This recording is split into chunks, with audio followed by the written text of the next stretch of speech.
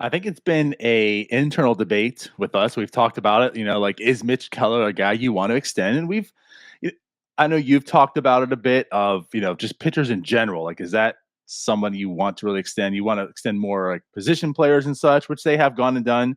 Hayes is extended.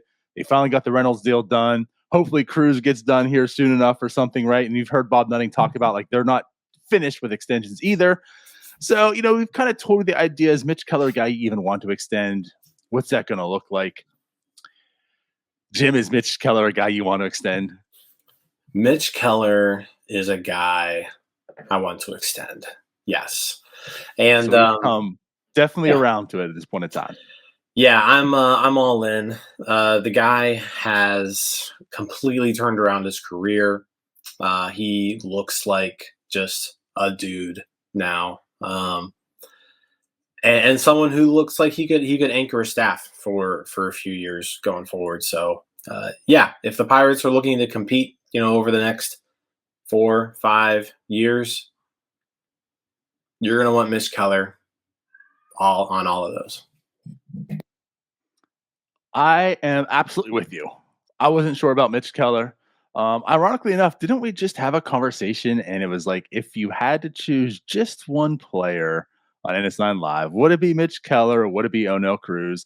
And I mean, it was a good question and actually a good debate. And, I think Tyler and I both agreed with Mitch Keller just because like the window, and Mitch Keller follows up that argument with this game yesterday of 7 innings, 13 Ks, 4 hits, no walks. I mean, just pure dominance against a good lineup. This is back-to-back starts has been pure dominance. And now for the season, it's been pure dominance. He has shown, like the thing I talked yesterday was we can debate if he is an ace. He'll prove to us whether he is or not. But what he has shown is he has every tool that you need to be an ace. Everything. He can strike you out. He can induce weak contact. He has the mentality. He can go the distance. Like everything that you want in an ace, Mitch Keller has at this point in time in his career.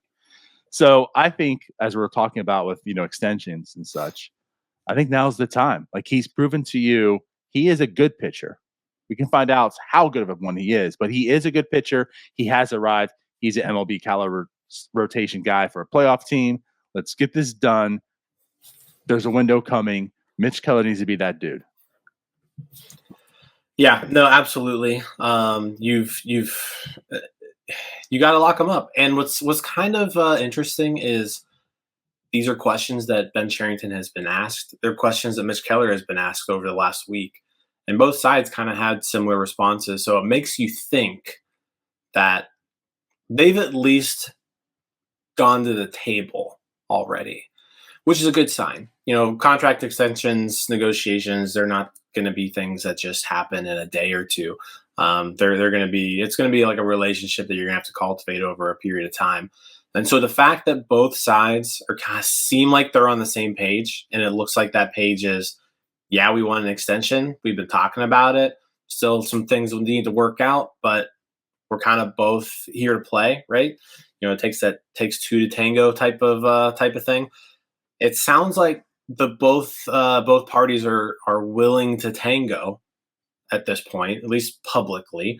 So yeah, let's see if we can knock something out and get something done. Something during the season would be great. If we have to wait till the off season, that's fine too. But yeah, I think this is definitely something the team should explore. It's something Mitch Keller would probably want to explore. Guaranteed money by a pitcher is always right. An attractive thing. So yeah, there's reasons to want to get something done on both sides. Yeah, 100%. I think, like you said, on both sides, it's very advantageous. So the Pirates have this guy locked up.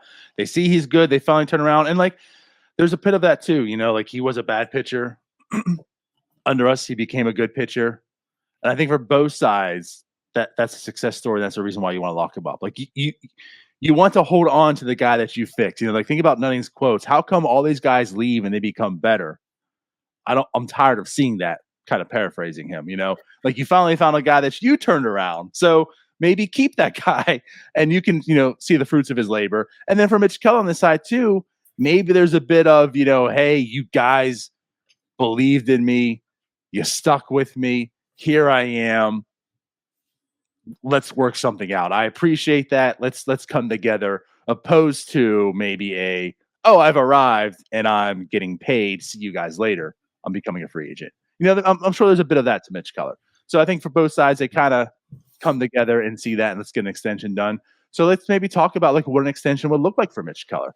And I think with him, it's maybe a little bit tricky because I mean, essentially, Jim, he went from, and we talked about this graphic a year ago. He went from the worst pitcher in baseball to now we're talking, is he an ace? There was not really like this coming to age part, like where like he just went through his little rookie stuff and became like a better pitcher. He just like was bad, bad, bad, bad. Is Mitch Keller gonna get DFA'd to just, oh, he's an ace? So I don't know how many pitchers you can really comp to that like trajectory, but we have some comps to kind of talk about like what we might see to get a Mitch Keller deal done. Yeah, I think there's two particular deals to look at to kind of use as a framework for Mitch Keller. And so looking last night, we kind of were like, hey, who are some pitchers that kind of fall in the same boat? And we were struggling to find somebody that had like the exact same amount of service time as Keller at the time of the extension. And we were struggling to find somebody with like a pitching profile as Keller. So the two people that came the closest though were Christian Javier from the Houston Astros and Pablo Lopez for the now Minnesota Twins. So you look at both of them, both very similar in age. They were within a year of Mitch Keller when they signed their extensions. The difference there is, Pablo Lopez signed his extension a year later into his career. If we're talking about an extension, right now or this offseason for Keller, Pablo Lopez is basically a year further into his career. Christian Javier is a year earlier into his career as Mitch Keller. But you look at those two deals and you can say, okay, if Mitch Keller is kind of in between these two in terms of service time, and he's probably, you could argue that, the ceiling for Keller with the way he's pitching right now, he's very similar to both of these guys, probably closer to Javier than Lopez. I don't know if Lopez has ever put up this dominant of a stretch in his career, but Lopez had a really, really good like last pre-ARB year, right? So they both of those pitchers, Pablo Lopez, Christian Javier, I think they're relatable comps that we can look at and say Keller probably needs to be in this area, right? And so when you look at those deals, Christian Javier, again, signed a year before Keller, service time wise, but 5 years, $64 million.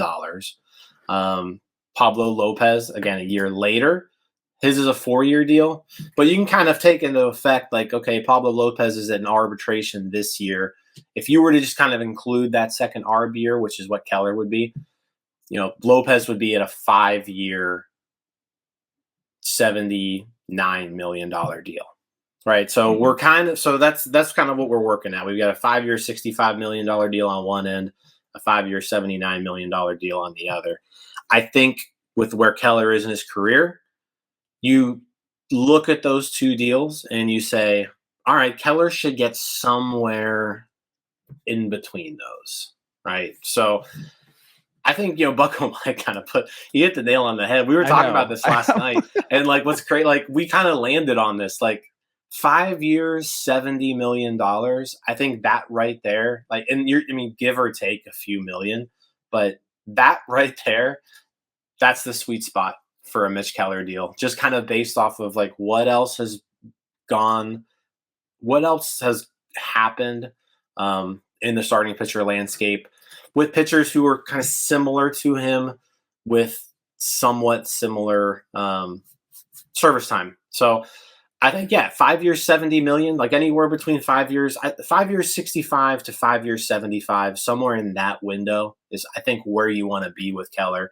The 5-year part buys out 3 free agency deals in his final 2 ARB years. So, I think that that's 5 years, 70, Bucko Mike. That's pretty much. I think that's a good place to start. Yeah, I fully agree. And to kind of talk about those, with Pablo Lopez, I think we've had this debate as well. I like Pablo Lopez a lot, right? You keep saying, well, he's just a guy. But regardless, like he is a good pitcher. He goes to Minnesota. He's pitching well right now.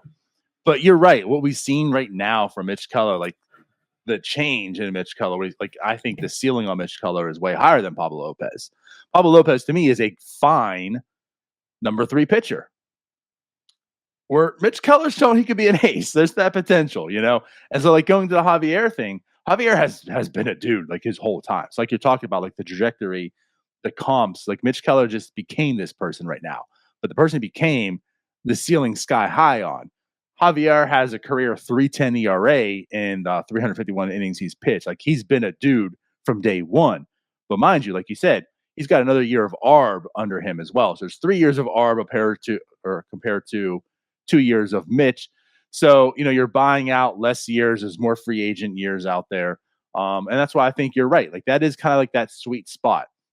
Javier kind of presents like this is what Mitch Keller could be going forward. So, you consider the one less year of ARB in there. Yeah, I think that's pretty much a sweet spot. I think that setting number is like that perfect number. Now, of course, we just saw the Hayes contract last season. You had the whole debate with Reynolds, and we saw that contract. So something tells me we're talking 70. The Pirates will find some way to work out 62 or 60, and that's what that'll be. Because so far these 2 extensions, and here's Bucko Mike saying the Reynolds contract might be a waste. Hey, you and I, we know where we stand. That contract looks pretty team friendly again, right? As we talked with the Hayes one, even with the Hayes, if he doesn't hit, that's still very team friendly contract. So I don't know. Maybe there'll be some, and I say Pirates magic in the sense that they'll work out a deal. We say 70 is probably that sweet spot, but like I'm not going to be shocked if we see some 60 or $55 million deal, and that's what happens. But yeah, 70 seems like a perfect number. Those 2 comps seem like a very, very good fit. Yeah, I think like if I'm Mitch Keller, those are the two deals that I'm working with and saying I deserve this type of money, right? Like that's what I'm looking at.